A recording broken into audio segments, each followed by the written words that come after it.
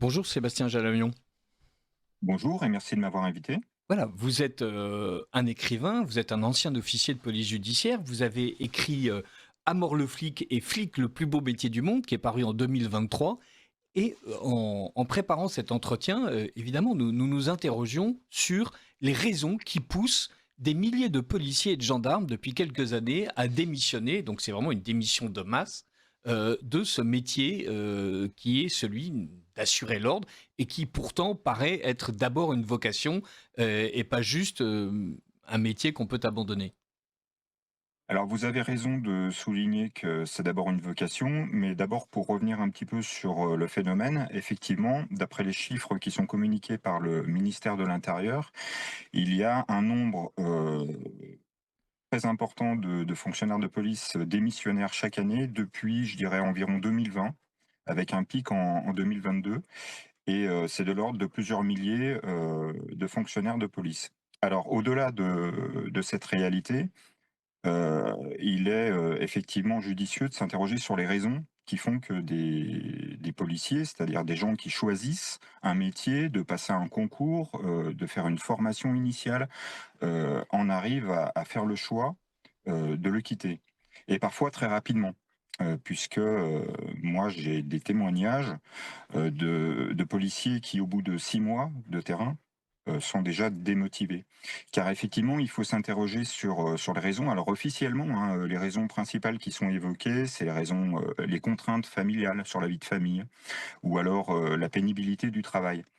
Je dirais ça c'est un petit peu le cache-sexe d'une réalité, c'est que la principale raison, parce que évidemment quand on rentre dans la police nationale, on se doute bien qu'on va pas finir ses journées à 17 heures ou, qu'on va pas bénéficier de tous ses week-ends par exemple. Ou alors qu'effectivement, ce métier implique une certaine pénibilité, mais qu'on accepte, qu'on connaît dès le départ lorsqu'on choisit ce métier. Je dirais que la principale raison, c'est la démotivation. Et pourquoi cette démotivation? Ça, je pense que c'est la vraie question. Alors je peux, vous apporter des éléments de réponse. Je m'apprêtais Oui, à vous, je m'apprêtais à vous relancer voilà. très intelligemment, justement. Mais pourquoi est-on démotivé?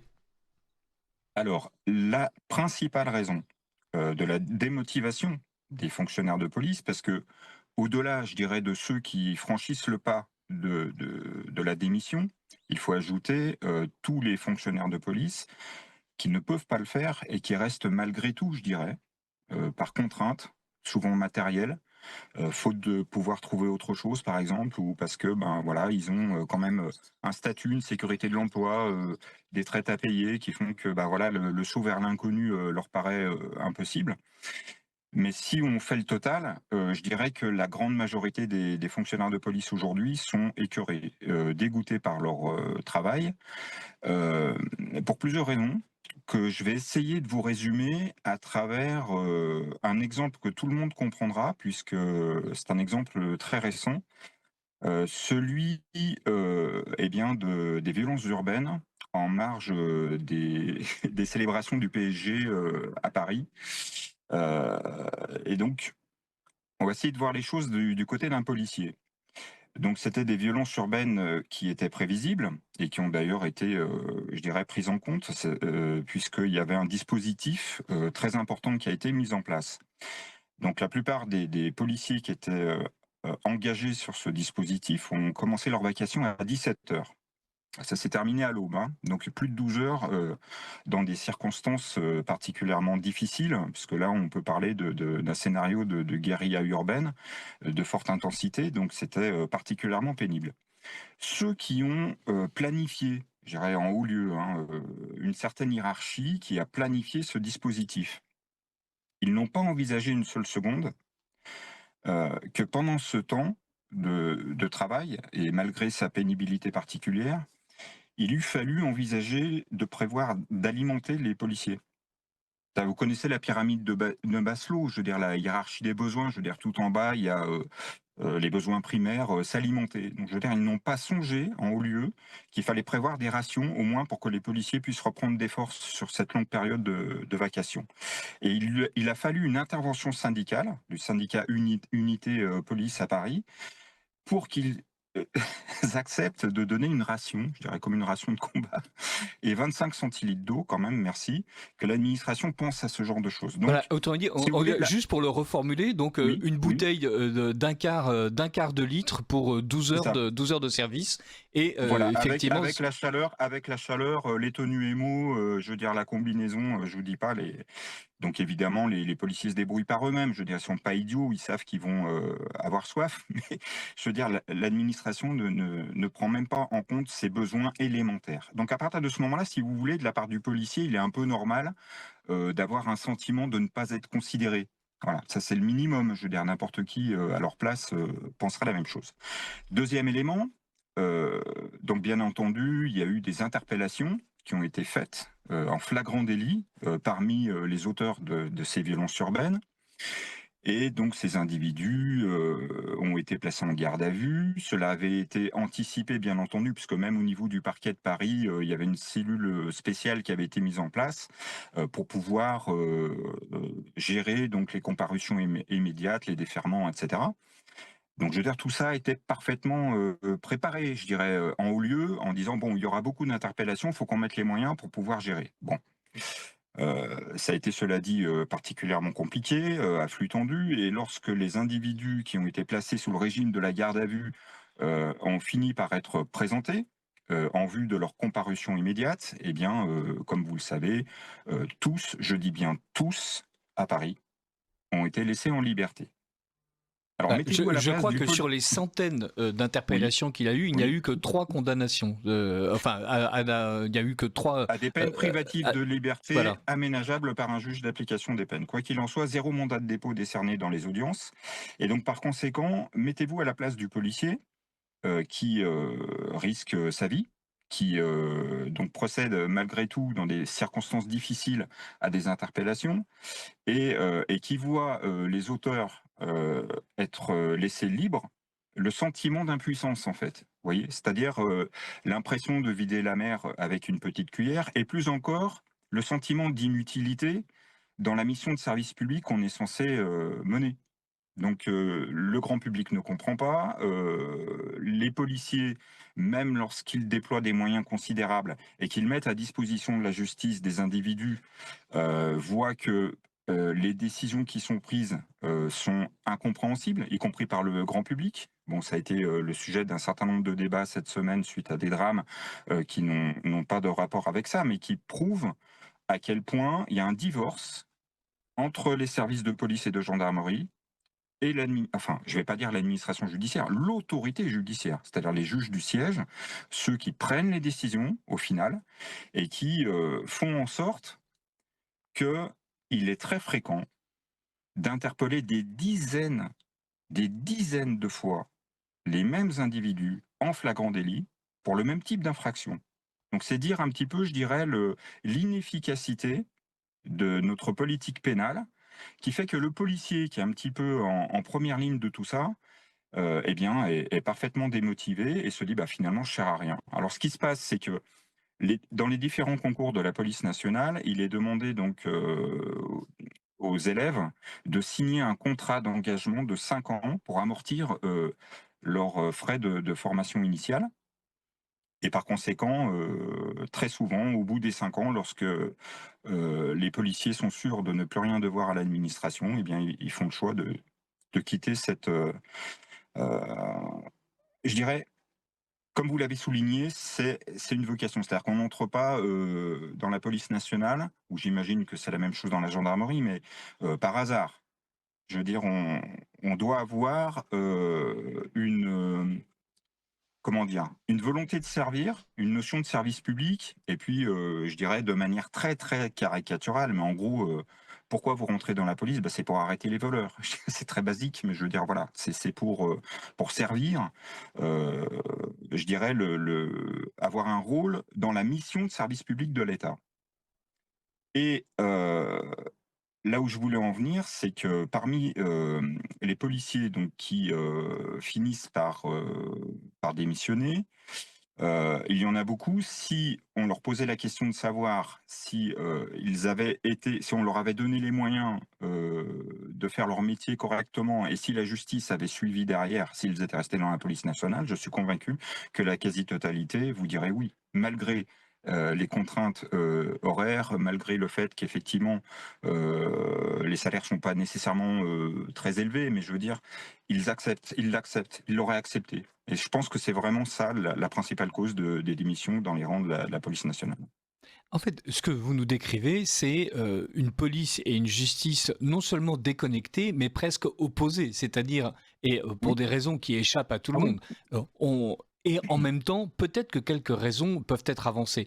Par exemple, le fait que le ministre de la Justice, dans ses circulaires dont il se vante, donne comme consigne aux magistrats de ne pas envoyer en prison les gens, étant donné que les prisons sont surchargées et que toutes les promesses des différents candidats, le dernier en date étant Emmanuel Macron, qui avait promis 10 000 places de prison en 2017, 10 000 places de prison supplémentaires, qui n'en a même pas construit 5 000, est en train, en fait, de rendre impossible l'incarcération. Donc, on a une justice qui pourrait peut-être vouloir incarcérer, avec un ministre de la Justice qui demande qu'on n'incarcère pas, et des policiers qui considèrent que une fois qu'on a arrêté 20 fois quelqu'un parce qu'il a fait un cambriolage, parce qu'il a frappé quelqu'un d'autre, eh bien, ça vaudrait peut-être le coup, malgré tout, de l'envoyer en tôle. alors, oui et non. Je dirais qu'il y a effectivement de la surpopulation carcérale ou plutôt l'absence de manque suffisant de enfin, Il y a les deux. l'absence Il y a à la fois, de place. il y a Voilà, trop il de y a gens les en 2. prison et pas assez de place. Exactement, mais c'est souvent un argument qui est mis en avant par, les magistrats pour dire: «Oui, on aimerait bien les emprisonner, mais on peut pas, il y a plus de place». Et je dirais que c'est pas tout à fait la réalité. La réalité, c'est qu'il y a des magistrats et de trop nombreux magistrats qui considèrent que la prison, c'est pas la solution. Ce qui est quand même un comble de la part de ceux qui sont en charge de dire le droit et de prononcer des peines privatives de liberté lorsque, la loi pénale le prévoit. Et donc par idéologie, ces magistrats, feront tout pour éviter que, les individus qui ont commis, des délits, y compris multiples, passent par la case prison parce qu'ils considèrent que c'est l'école du crime. Et ça, c'est une idée qui est très répandue, hélas, dans le corps de la magistrature. Et d'ailleurs, un reportage récent qui était passé sur Public Sénat, je crois, sur l'ENM, de Bordeaux, Donc l'École l'École nationale de nationale de la magistrature. magistrature, voilà, montrait dans le cadre de la formation initiale des magistrats, des stages qu'ils font au sein des prisons pour voir à quoi ils vont condamner en fait les individus, hein, s'ils choisissent la voie pénale. Et il appert que la plupart des jeunes magistrats sont outrés par les conditions de détention. Ils disent bah, je ferai tout pour pas qu'ils aillent en prison. Donc, si vous voulez, il y a quand même une dichotomie entre la version qui consiste à dire oui, on les envoie pas en prison, mais on renvoie la balle à l'exécutif en disant c'est le rôle de l'État de faire en sorte qu'il y ait suffisamment de place pour qu'on puisse condamner, et la réalité des peines qui sont appliquées, eu égard, je dirais, vous savez, quand un individu, prenons un cas particulier. On va prendre un cas très documenté qui est celui du proxénétisme aggravé ciblant des victimes, enfin des jeunes mineurs. C'est un phénomène qui est en pleine croissance, en pleine explosion, hein. Ça fait au moins une dizaine d'années que l'ancienne procureure générale de Paris avait tiré le signal d'alarme devant des commissions d'enquête et autres pour dire c'est un phénomène inquiétant, il faut donner des peines sévères pour justement éviter, enfin qu'elles soient exemplaires pour éviter justement l'explosion de ce phénomène. Elle parlait à l'époque de proxénétisme de cité, du fait du profil des proxénètes et des réseaux de prostitution qui ciblaient des mineurs en situation de fragilité ou autre. Aujourd'hui, on en est à, selon les estimations, 20 000 mineurs qui se prostituent en France. Contact. 80% d'entre eux, environ, font l'objet d'une procédure de protection de l'aide sociale à l'enfance. Les services de police interpellent très régulièrement des individus qui sont coupables, qui sont, je dirais, suspectés d'avoir D'avoir été client de ces prostituées prostitué, mineures. non, prostitué, bah, même pas les clients, hein, Ah oui, là je les parle des proxénètes. proxénètes, hein, des proxénètes. Donc la peine encourue, elle est de 10 à 20 ans, selon l'âge de la victime, de réclusion criminelle. les peines appliquées, la moyenne des peines appliquées, et ce que je vais vous dire, c'est parfaitement vérifiable, hein, euh, c'est de 2 à 3 ans sur ces 10 dernières années.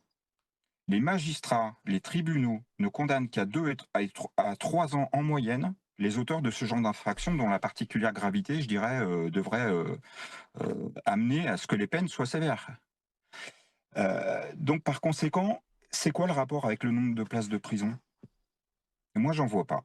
Il y a effectivement une idéologie qui est répandue chez certains magistrats, une espèce de culture de l'excuse, qui fait que les peines ne sont pas suffisamment sévères lorsqu'elles sont prononcées, et qui font aussi que, eh bien, les policiers sont confrontés régulièrement à des individus qui sont laissés libres malgré leur dangerosité, et qu'ils sont amenés, comme je l'ai dit tout à l'heure, à interpeller des dizaines de fois. Vous savez, on a des tas je dirais, dans la rubrique des faits divers, des tas d'exemples d'individus qui sont condamnés, enfin, qui sont interpellés et condamnés pour la 40e fois, pour des cambriolages, par exemple. 40 fois! Enfin, il y a un moment, dans quel pays on commet 40 fois des cambriolages en étant libre, en étant laissé en liberté? Et alors ils sortent avec un bracelet électronique parce que le juge d'application des peines préfère cette solution vu que les prisons sont pleines. Non, c'est pas acceptable. Donc, je dirais qu'effectivement, il y a un problème de place de prison, il en faudrait plus, ça c'est clair. Comme vous l'avez dit, c'était une des promesses de campagne du président de la République qui ne l'a pas mis en pratique. Mais c'est pas suffisant pour expliquer la crise de confiance entre la police et la justice et qui aboutit à ce que les policiers soient démotivés. Alors, merci beaucoup Sébastien Jalamion. Je rappelle Je que vous en prie. nous sommes en train de recevoir Sébastien Jalamion pour parler de la grande démission des policiers et des gendarmes.